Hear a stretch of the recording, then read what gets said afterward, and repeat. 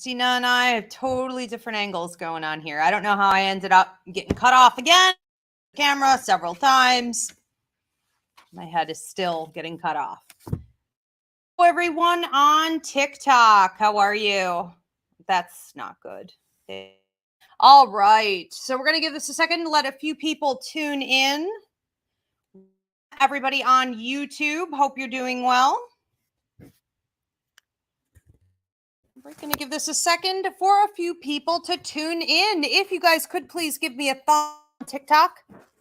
Let me know that you can hear me and see me all right. Same thing on YouTube. Greatly appreciate. And get started. I want to make a couple quick announcements. We do available Christina DelRey's Astrology Basics, the big understanding your sun, your moon, your rising sign. Her class, 3 hours long, training you in the basics. This will be a class that you could build off of later as to release more classes. So you guys can get this now. psychicacademy.com. That's above or below in the description, depending on where you're in. Also, Christina's Astrology, the Art of Tarot, is also up on the website, ivyleagueacademy.com. So you can take her tarot course, you can be trained professionally, and then get certified and work for the Ivy League Psychic Academy. And ours will be, okay, so that's, just try, thank you. So her tarot class is 6 weeks long, and it trains you in the basic of tradition in the cards, but also encourages you to expand with your intuitive intelligence. So if you've been worried that learning a tool like tarot is going to keep you stuck, I would say legitimate concern. A lot of people do get stuck using a tool like tarot, and they can't get away from it and into something like mediumship because they're afraid to let it go. So her training teach you in the tradition of the cards, but also using the intuitive method so that you can, tap into things like mediumship. Very exciting. All right, looks like we've got some thumbs up here. We're doing well on YouTube. All right.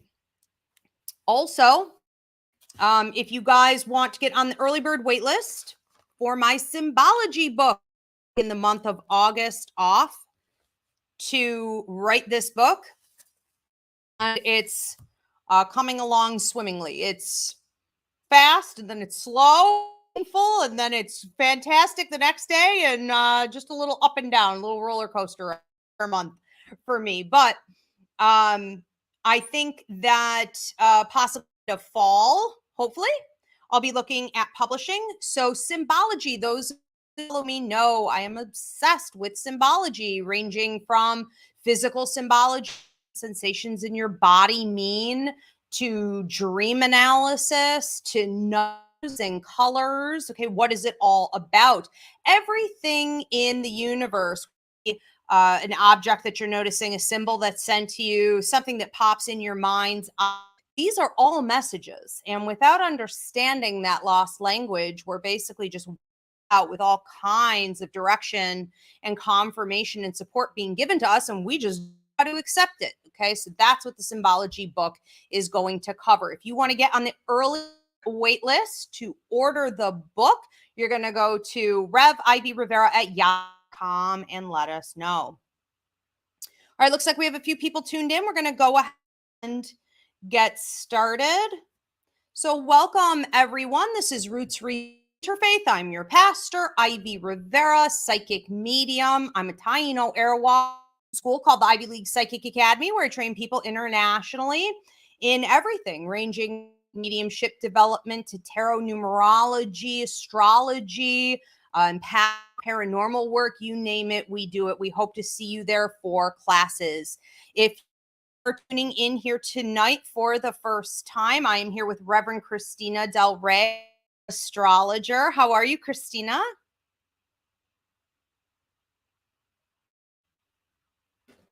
We have no audio for Christina, at least not on my end.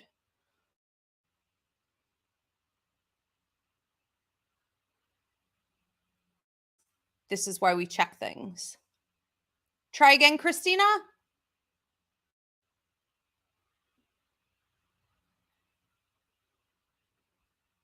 Still nothing. So we are going to let Wesley, my adorable producer, figure this out.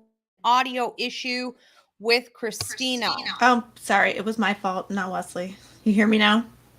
Yes. Okay, good. All right. Anyways, I'm really looking forward to symbology because it is the language of spirit. And I know that even being somebody who's been trained in mediumship, a lot of times I still have questions, and you always know the answer. You always know what they mean. It's crazy. So I'm excited. Thank you. Yeah, Christina and I are messaging each other many, many mornings. You know, what does this thing mean in my dream? And why did this bug land on me? And what did this mean on the way to work? And I do. Spirit has been a real blessing in giving me answers to what these different symbols mean since I was a kid, and they are accurate. It's been really phenomenal, and it's a lot of fun. So definitely check it out. All right, so now that we have audio, looks like everything's going well here. I do want to explain Roots Revival Interfaith. We focus on the three truths in the universe. That's intuitive intelligence, astrology, and numerology. We believe that if you understand the languages of these three, you'll understand your path in life. You'll understand how to receive the healing that you need, and ultimately to be stronger in going out and healing and helping others around you to do the same for themselves. And we are an interactive church. So we encourage you guys to post your questions, your comments, and you should start posting your prayer and healing requests now. Donations are appreciated. And I do want to ask everybody to take a second right now to give this video a thumbs up, subscribe, and leave a comment. If you are on TikTok at Ask Ivy and you're having any kind of technical issues, switch over to YouTube at Ask Ivy and vice versa. So today we are talking about taking alone time. Spirit showed me the other day, this was supposed to be the sermon topic for this week.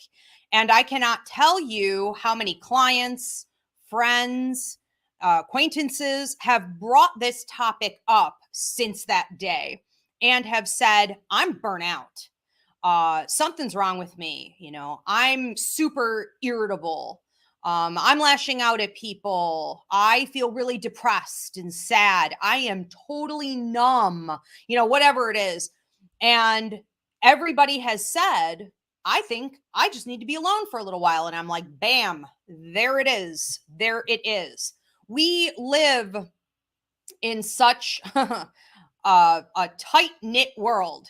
I don't care if you live out in the middle of nowhere, okay? In the middle of nowhere, you are probably still connected through social media and whatnot to so much activity involving others. And it really isn't a healthy way of living, even though we've adapted to it. And many of us know nothing different. Today, we're going to be talking about the different reasons we are so embedded in the company of others, why it's really not working, what are the indicators that you should be taking more alone time, and how you can do that more effectively. I'm going to go ahead and talk first, then we're going to give Reverend Christina the microphone here, and then we will be taking your questions and comments after that. So go ahead and start posting them now. So, if you are tuning in as a woman, you understand that if you grew up, especially in America, but this is common in most countries, that from the time you're a little girl, you're trained to believe that you are here to take care of other people. You are expected to allow others to invade your physical, mental, emotional space, and to cater to other people's needs, or to not speak up and say, I don't want you touching me. I don't want to talk right now. I'm not going to help you with that. You're considered a real B if you take that position in life. And it's not only getting shamed by the person who wants something from you, it's getting shamed by everyone who looks on, men and women alike. It's an outrageous, revolutionary position as a woman to say, I'm not giving you anything because I need my space, my energy, my time to myself right now. Really, really frowned upon. We are expected not only to take on other people's wants, needs, concerns, burdens, to such an extent in life that we're programmed into believing it's part of our personality. We don't even know when we're doing it anymore, but we are also expected to take on responsibilities that are in no way, shape, or form in our lane, in alignment with anything that we should be getting involved in. And we tend to not even notice then that it's happening, but people are more than comfortable to put that burden on us. They're pretty certain that if they bring a responsibility that is outrageous to a woman, that she will just sort of naturally is inclined to take it on. So you need to watch your bosses, the company that you work for. Let's not forget we get paid less, okay, especially here in the States, that you're probably doing a ton more and getting paid a lot less for it. It's just expected of us. You're expected if you get married, that's a bum deal that 82% of women these days are not interested at all in cohabitation, long-term relationships, or marriage with a heterosexual male. So we found that we've been completely taken advantage of. It's like a slavery system in marriage where you not only work a full-time job, but you're expected to do more care for the children, for the household, for any social, engagements you guys may be involved in. You basically steer the ship the entire time. And again, it has just been expected because we have been so programmed, we don't identify when we're doing it. And so we even expect it of ourselves. Now, I want to say that for everybody, today's show is not just for women. This is about everybody. Tonight's sermon is for anyone who overextends, and there are a million reasons that may happen. But it is really important that we look back at our upbringing, at the programming that we received, the culture that we were raised in, and we figure out if this is a problem for us. So I want to say that for everyone, especially in America, which is a capitalistic dog eat dog society, we are so trained to believe that we have to work ourselves to death, that we don't use up our vacation time. Often we're worried it's going to be a penalty against us. It's considered lazy or selfish for you to be taking mental health days, any personal space for yourself, just for your mental health. That's outrageous and unheard of. We are really trained to believe that these things are unaffordable and that we are at risk of losing our position at work if we take those. Now, we're seeing the Great Resignation go on right around this time, which is super exciting to watch in the revolution, where people are taking their space, their time, their energy, their valuing of themselves back, from the man. But it's going to be a long road before we've reestablished a new kind of society and way of living.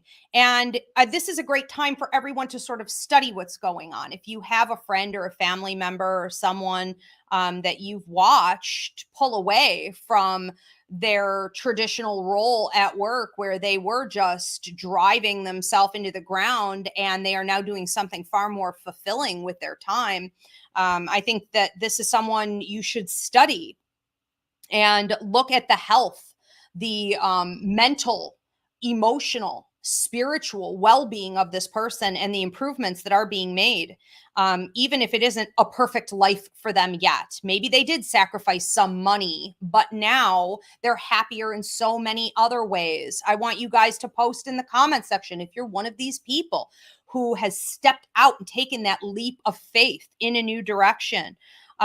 We also find that, we're not going to retire until we are just sick and polluted and too old to do anything fun, adventurous, exciting with our lives. Everyone talks about winning the lottery, or we talk about, when I retire. And we find that that's a reality for very few people, that they will get to that place of happiness because of the cost of living. And we need to remember that we are going to completely and utterly sell ourselves out if we don't take the time that we need to live our lives now. We see that people who are in a work environment, especially empaths, okay, any empaths here? The empathic awareness class is helpful to learn boundaries and blocking tools, but many of us empaths find ourselves in work environments, family environments, even social environments, being with your spouse or a lover, where we are so extremely drained from the presence of these other people, from accidentally overabsorbing other people's energy day in and day out, that we deteriorate to some really extreme levels. And we don't understand how to recoup our energy, how to reclaim our space. And we may have a lot of guilt over even wanting it. This is not at all uncommon. And I'm going to talk more to the empaths in the audience here a little bit later when I talk about solutions. But this is not uncommon to feel as though you don't want to be at the dinner table with your family anymore. You don't want to go to a social event. You don't want to sleep in the same bed as your spouse anymore. And a lot of this, well, that sounds funny, getting your own bed, having your husband get his own room, that's funny. It's really not. If you look at the toll that it's taking, you may have been, and I can't prescribe diagnose, but you may have been diagnosed or misdiagnosed with anxiety disorders and depressive disorders, OCD, ADD. And a lot of this is coming from overconsumption of other people's energy. Maybe you do actually need to get that spouse out of your bedroom. He could take the cats and the dogs and the kids with him. If you are the kind of person who can't handle all of that, you're really going to show some significant signs of deterioration that are different from the average person. Okay, so this can come along with empathic ability. So we need to watch for that as well. Don't forget, there are 4 levels to empathic ability, and we increase over the years. Okay, we get more sensitive as we go up that scale. So I want to talk about some signs that you need alone time. All right, and alone time is not just about taking a little personal space, going and getting a coffee and going down, to the water. It is not about going to the spa or taking a week's vacation, with your family from your job every year. Getting alone time is a spiritual practice. It is spiritual hygiene. It is energy maintenance. It is mental health. It is your physical well-being. It is your emotional well-being. It is something you should be doing all day, every day as needed. It should not be a luxury that we occasionally visit when we have completely crashed and burnt out or we're about to. Okay, so I want you to start thinking of it in a different way. So here are some signs that you need alone time. Number 1, you're burnt out. What does it mean to be burnt out?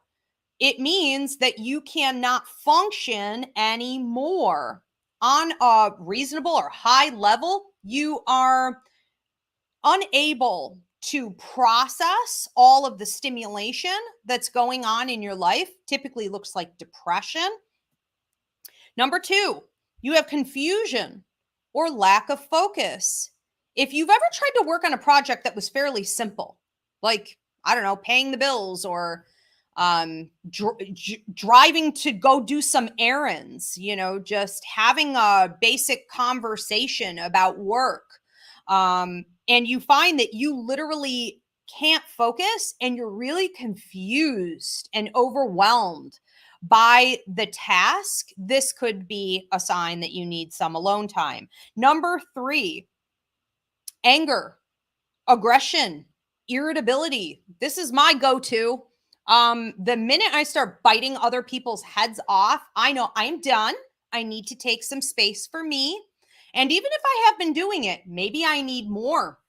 So if you find that you are not able to react to people in a way that is thoughtful and mindful and coming from a high vibration, you are more reactionary. This could very well be an indicator. Number 4, sadness, crying, emotional breakdowns, emotional meltdowns. You don't know why you're crying. You're just sad. Everything makes you sad. Everything seems sad. And life, even watching something that should make you happy, like kids playing, it reminds you of something terrible that happened to you as a child. Or, you think of a worst case scenario, sort of Debbie Downer. You're always putting a pessimistic twist on everything.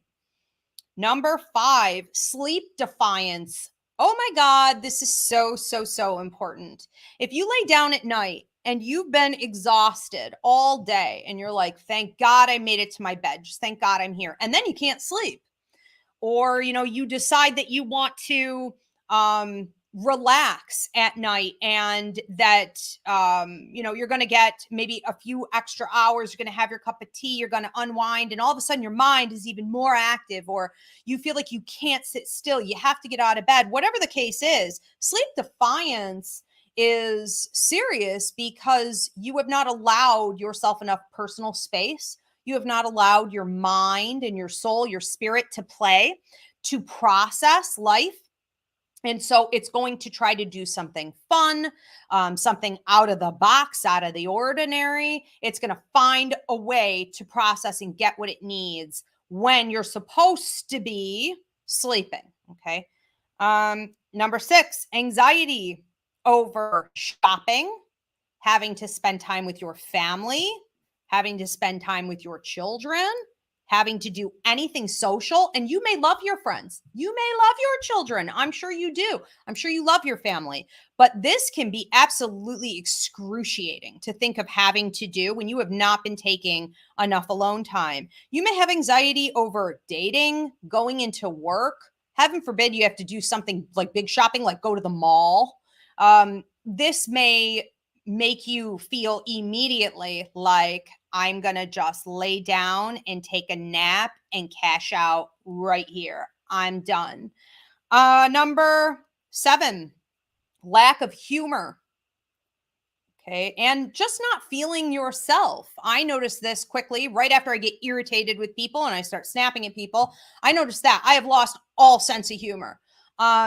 I don't even enjoy putting on a show, comedy or something that I've loved watching in the past, because humor annoys me. There is a loss of self and playfulness and your inner child, your ability to embrace joy and simplicity when you have not taken enough alone time. Number 8, no sex drive. Now, I know for a lot of us, that's never going to go. You could always maybe squeeze it into the agenda. But if you notice that you really haven't thought about it for a long time, that may be a sign too. That's fairly abnormal, to go for extended periods and have no libido. And that is because your basic needs are not getting met. Okay. And this isn't one of the basic needs. Number 9, you feel numb. you feel nothing. You have a lack of interest in hobbies or projects or other things that you used to really enjoy doing. Especially, I want to say a big red flag is if you enjoyed working out, if it was always part of your routine, and then all of a sudden, just the idea of like going for a walk, getting your workout in is like such a burden. This may be a big red flag. All right, what can we do about it? I'm going to go over this list, and then Christina, I'm going to turn the mic over to you. Again, welcome. If you guys are tuning in late, this is Roots Revival Interfaith. We encourage you to post your questions and your comments. We're going to be getting to them as soon as Christina's done talking. I encourage you to also post your prayer and healing requests. Donations are appreciated. Please, everyone, give this video a thumbs up right now and drop a comment to get it moving in the algorithm and subscribe. Okay, what can we do about this? Well, number one, and this is really for my empaths out there, don't be afraid to keep your energy to yourself. I understand that as an empath, you feel obligated mentally, emotionally, energetically. Everyone feels that you're obligated, to take your energy from you. You are embedded in a system of need and greed and a desire for healing. And you have to understand that it's up to you. You have to hold yourself accountable. It's your responsibility to say no. And I would say that you shouldn't not only, be shy to say it to strangers and friends and family, but to your lover, to your spouse, to say in a situation, for example, like sleeping alone, that's something that you require for your own well-being, but it doesn't mean you could tell the other person that I love you any less, that I'm any less invested in this relationship. And you could say that to people at any time. Okay. I appreciate this job, but I'm going to have to pull back. You say to your lover, I appreciate you very much, but I'm going to need more personal space to be a better investor in this relationship so we can continue to grow. You have to take time away from your children who are constantly needing, and not feel guilty about that. We talk about mother's guilt. You can't walk out the door to go to work without feeling guilt, as a parent. And this is something we need to hold ourselves accountable for. Okay. So don't be shy to take the space that you need for yourself. Number two, I would highly recommend to everyone that you create your own me room. Now, I know that this may sound privileged and that this is a luxury for many people, but I would bet that even if you could just create a little corner in the bathroom, or if there's a small closet, or if it could be a corner of your bedroom, or if it could be a piece of the yard, or if it could be whatever, right? Some of us are going to be able to have an entire room to ourselves, and other people not so much. But can you create a space? You create a space that is for you and holds your energy and your intention, your manifestations, your connection to spirit by going there repeatedly. So reintroducing your energy and intentions to a space over and over and over again establishes that space as your own. Eventually, no one else will even go near it. Okay. So you want to create some room for yourself, and you want to visit it on a daily basis. Number three, meditate before you speak to anyone. I've been saying this now for 10 years. I've been dealing with the public, and I hear back from a lot of people that this really changed their life. And this is about waking up in the morning, the afternoon, whenever you wake up, whatever your time zone is, and deciding that before you get on social media, you answer your texts, you start dealing with anyone, you stay in your own energy and you connect with your guides, with spirit, with your higher mind, with yourself for maybe 10 to 15 minutes and receive any guidance that you're going to need for the day and get some ideas about what you should expect for the day. Get in touch with your own energy. This will help you to eliminate also that irritability that can come when you first wake up and you're just bombarded with other people, right? And all their needs, your to-do list so quickly. Meditate before you speak to anyone. Number 4, learn to say no to things that are going to drain you, taking on extras.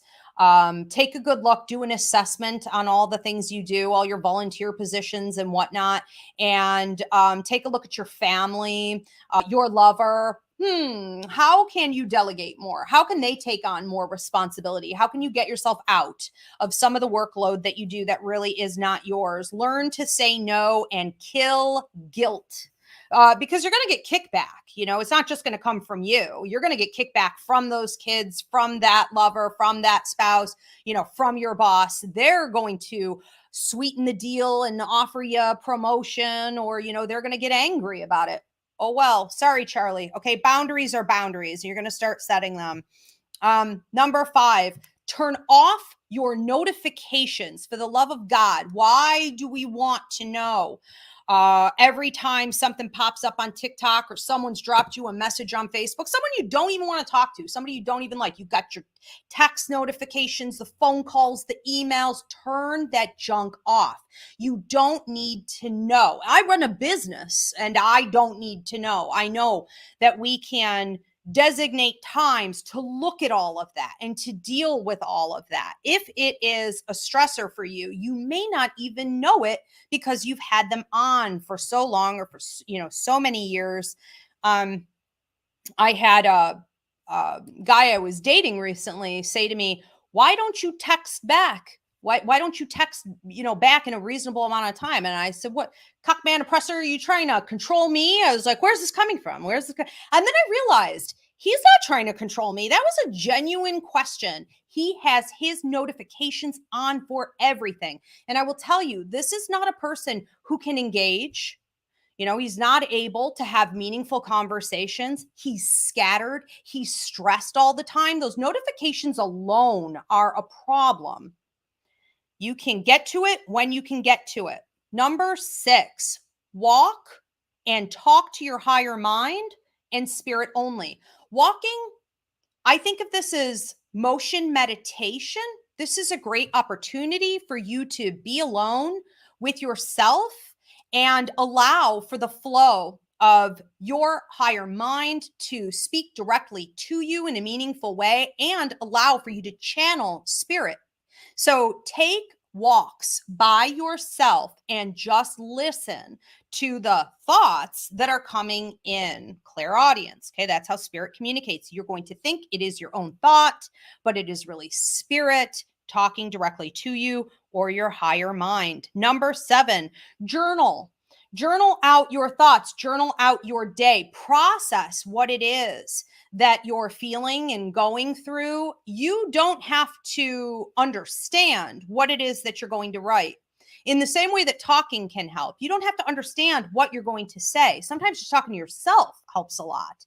But when we get in the flow, we can sort of identify the things that are happening and how they're affecting us emotionally, mentally, physically, energetically. And that's so important because we don't take enough personal space. We aren't really processing what's going on in our life. So this will piece the bigger picture together. Number 8, stop once a day to think and feel for a bit. This is sort of on the same note. I understand that there's a ton of push to meditate and get into deeper states and connect with the higher ups and this and that and the other. I think it's important and totally enjoyable to just sit in a dark room, to just allow your thoughts to go wherever they want to go. It does not have to be a deep state of meditation. There doesn't have to be a bigger purpose for it than to just sit alone and allow yourself to think and feel. Number 9, turn off the TV and go to nature instead. Turn off the media, the social media, and go to nature instead. I think if you were to take, 10 to 20 minutes of your day to turn that off and to go barefoot in your yard, or hug a tree, or just sit outside and listen to the crickets, or go down to the water. I think this would revolutionize your well-being. And number 10, pray for help if you're struggling with this. Ask your guides and your ancestors, your higher mind, God, how, your angels, they're here to heal you. Ask them to show you ways that you can get more freedom and personal space in your schedule, especially if it is packed so tight you literally think you cannot possibly find a way to get out on a regular basis. Ask them to show you how. Spirit has a way of just creating paths miraculously for you. Okay, it will happen. And I understand that our schedules can feel very much like prisons. And it's really sad when you start to feel that way about, you know, family and loved ones and social events and things that you once enjoyed, and shopping, and, you know, everything feels like a prison to you because you're not taking enough alone times. This is a really serious topic. And this is how spirit gets in, okay, is through your alone time. So it is sacred. Take it. We are going to switch over here to Reverend Christina, our astrologer. Again, if you guys are just tuning in, please post your questions and comments now, as well as your prayer and healing requests. Christina. So, you know, I do find that men typically do take more time for themselves than women. Women don't feel like they can allow it. And of course, there's exceptions to every rule. But you had a really good point. And we, you know, women, if you notice too, you know, and we're brought up this way to care for everybody's needs. They have, you know, I don't know the statistics, but tons of autoimmune disorders. That is the biggest thing right now, is autoimmune disorders. And it's predominantly women that have it. And you can see why, because, you know, they are not caring for themselves. They are caring for others first. Cancer is also another huge one for women. So this is coming out, you know, their health is falling apart, their mental well-being. And yet nobody. Can I just interrupt on that real quick? I'm so sorry, but new research just came out that showed that something like 65% of women with autoimmune disorders who divorced and got away had a reversal.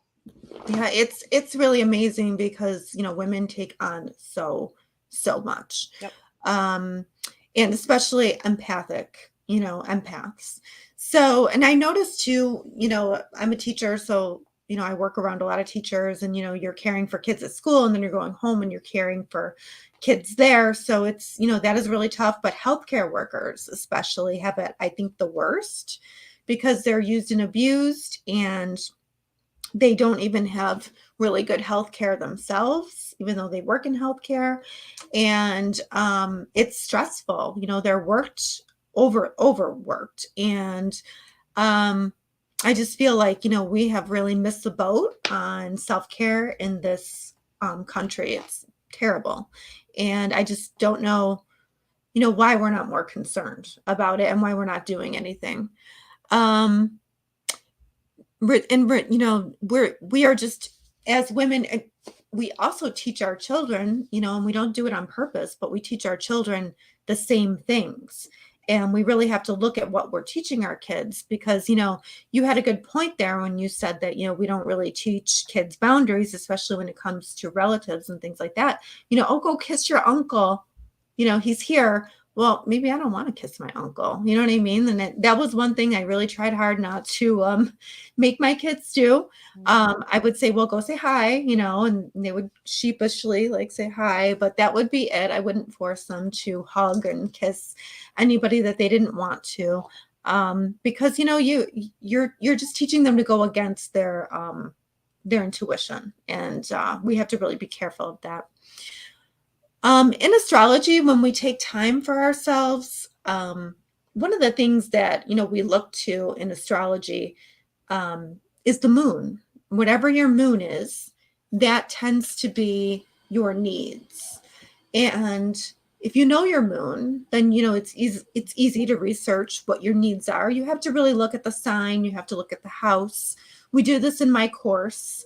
But your moon is tied to your soul purpose, but it's also tied to what you need as an individual emotionally, because the moon is our emotions. So, for an Aries moon, maybe they need, exercise or sports. Maybe that is a meditation to them. They need to be alone and do that in the moment. A Cancer moon might need a little space carved out in the house, like you were talking about. A Pisces moon might need quiet communication with spirit, just merging with spirit is, plenty. A Taurus moon might need a bath with lots of good smelling oils and salts and, textures and things like that. So I would look to the moon first to see what is going to rejuvenate you, because, not everybody's taking time for themselves is the same. If I say to you, and I like to go in the hot tub. So if I'm like, go in the hot tub and have, and you might be like, oh, I hate hot tubs. You know what I mean? So that might not be fulfilling for you, and everybody's a little bit different. And if you're not enjoying your alone time, if you are not, if it doesn't leave you feeling at least a little bit fulfilled, then you're not doing it right. So, you shouldn't be, running an errand. That's not, time for yourself. So, keep in mind what makes you happy, what is enjoyable to you, and then go do that. And that is usually indicated by the sign of the moon, the house of the moon, and any aspects it makes to any other planets make to your moon. Keep the times that you take for yourself like an appointment. Schedule it in your calendar, actually physically write it in,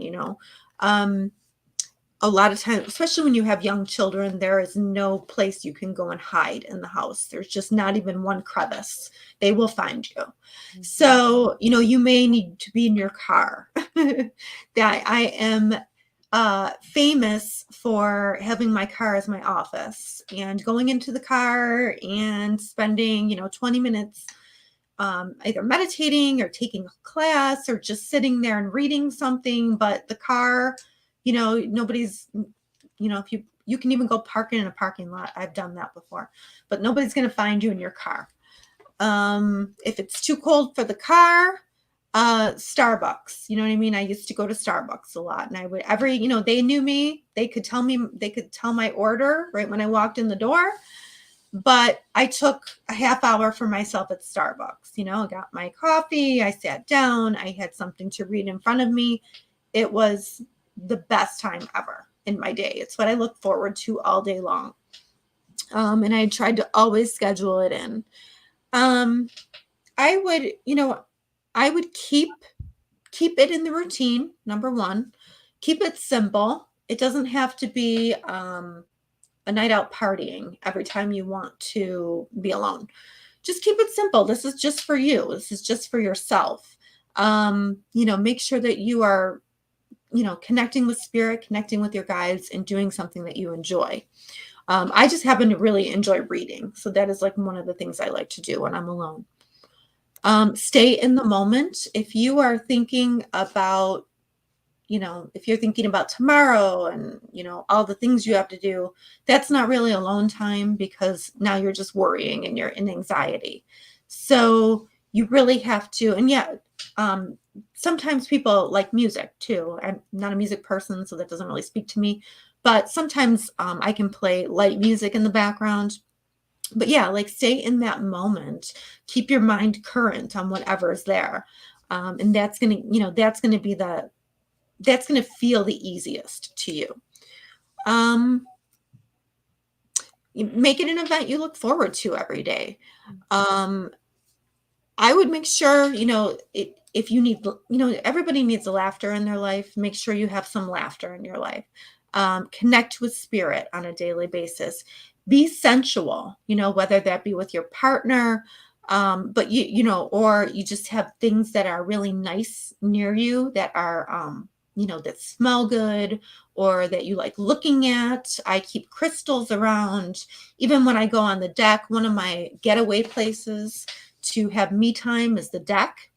And I put crystals out there, and I have wind chimes, and I set it up to look very spiritual and how I enjoy it.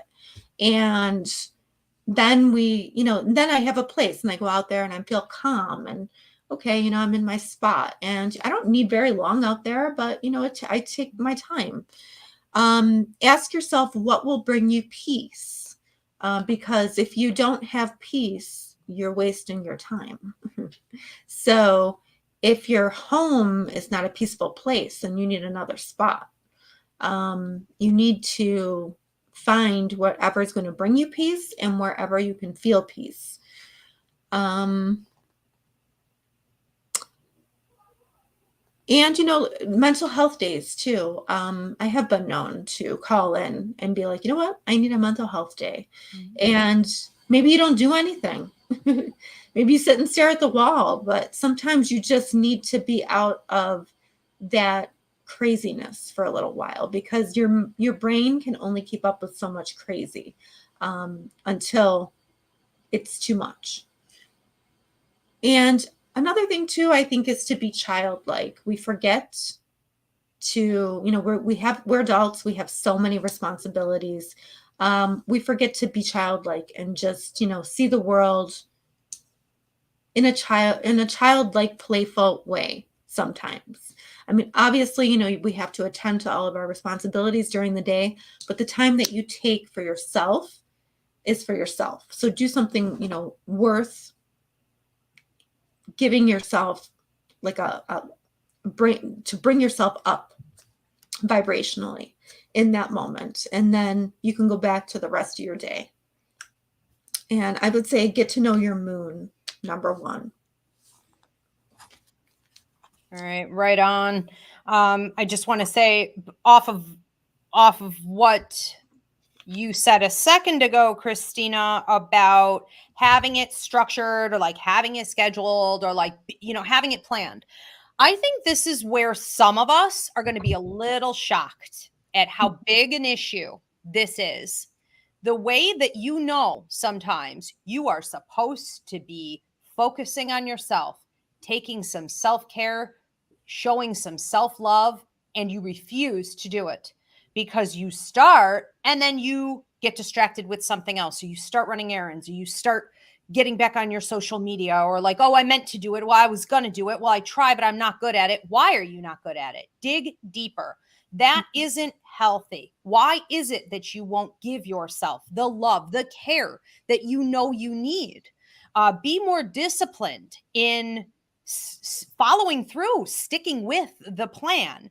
And I think that if you really can't, and it's incredibly, incredibly uncomfortable for you, it may be time to speak to a therapist, or do some shadow work, or, look into why it is that you're sort of a destructive force against yourself. Because again, this is probably programming, could be from a past life, which then trickles into this life. But I guarantee if you look at your history, maybe you came from a family that just worked themselves right to the grave, and it's been so ingrained in you that that's selfish or lazy, and it affects your self-esteem negatively to do some self-care. This can get really serious, and we have to examine the deeper issues here for sure. Yeah, and we have to break those family curses too, like we have to break that. Like our ancestors, they didn't know how. We know how. We have to put it into action. We have to break that, especially for the generation coming up, because you want your kids to do the same thing. That's right. Yeah. So, you're teaching this generation. Right. And look at colonization, and look at how those that were enslaved did not have an option to take a rest. That was deadly. This is serious. This gets passed down. These are the real generational curses, generation to generation, people who don't know how to love and take care of themselves. We are going to have to take it back, take our power back. And I just wanted to say, on the note of numerology, we talk a lot about big opportunities when we see the number 1 following us around, and 1111, make a wish, but it's also a number of solitude. It could be an indicator, not that you're coming into some big winning, but more that you need to be alone. We see with the number 5, for example, that you have major change going on in many different areas of your life. Who's been seeing patterns of number 5 or 4? Okay, that's big change in one significant area. These are numbers that may indicate you need more alone time and personal space to balance better. When we see that we're in a great period of time to connect with others, network, maybe a soulmate has just come in. This is a time for romance. We're going to see a lot of number 2s following us around, but that's not the most common thing to see. It's not all the time. So keep in mind the numbers that are following you as well. All right. I will say also, just from psychic, mediumistic, empathic experience, that your intuition has a way of letting you know and kicking your butt when you have really crossed that line, or you're about to, and you need to pull back and get alone. And that can come with a burning up at the back of your neck, your upper shoulders, tightening back there. It can also come from ear ringing, especially in the right ear, like an incessant tinnitus, and a lot of nightmares, sleep disturbances, stress dreaming, battling things out, or repeat dreaming. You just do the same thing over and over and over and over again, and you're getting nowhere. These are all indicators. All right. So we do want to get on to our questions and comments. Wesley, our producer, I'm going to have you pop those up. I lost my glasses, so I will do the best that I can in reading them. I do want to encourage you guys too, if you haven't already done so, leave your prayer and healing requests. Donations are appreciated. Rochelle says, this is so me lately. Yes. I think it's a lot of us for sure. Then we have Jessica Castro says, these suggestions are so great. I love listening to music while driving with the windows down and singing loud. Do we also have some comments and questions from TikTok coming in? So Jessica says that she feels it when she's driving and being able to sing. And that's such a great release. I think that's another great example of motion meditation. Yeah, I think I walk all the time and meditate, and also sometimes my drive to work is my meditation. Sometimes I just shut the radio off and just kind of, connect with spirit and just kind of enjoy my time alone before I see everybody. Mm-hmm. Absolutely. Yeah, I don't know what I would do without my walks. Mm-hmm. Okay, do we have another one? It's funny too, because sometimes I'll take a walk like earlier in the day. Mm-hmm. And then by late at night, like after I'm done with work and dealing with clients, like everything, I'm like, I'm going to need another one of these. Another one. Yep. 2 a day. Usually what I do. Yep. All right. Looks like, have we popped everything up? Wesley has another one here from Tyshawn from TikTok. Oh, good. Here we go. We're going to do some engagement here with TikTok on the YouTube screen. Perfect. So Tyshawn from TikTok, definitely seeing those numbers. Okay. So that's really interesting. And I think we misread, so much about numerology. We misread so much about symbology. And we can intuitively, feel a lot of energy, assume that it's positive, but not have that discernment and that wisdom in the detail to understand that it could be more of a warning. It could be more of a call to balance or a call to pull away and be observant, but not engage. So yeah, those numbers are really common to see. Yolanda Fisher says this was right on time. Spirit always is. Spirit knows, right? How to take personal time, how to take alone time is right on time. Yeah, it definitely was. I saw that immediately. Okay, and do we have any other questions or comments, especially from TikTok? I do want to encourage you guys, again, if you haven't already done so, post your prayer and healing requests. Christina and I will be praying over them over the course of the week. And for those of you tuning in later, okay, you can also post. I also want to encourage you guys, if you want to, okay, thank you. Yep, Okay. So I also want to encourage you guys, if you want to hear old sermons, you can go here on YouTube at Ask Ivy, up in the Roots Revival playlist, or anywhere that you can download a podcast. You can listen to us there. We are going to wrap up for today. Are we back next week? Is that accurate? We'll be posting. Sure. Okay, next Roots Revival, Wes has it. Next Roots Revival service is Sunday, September 4th. Okay, at this is going to be back.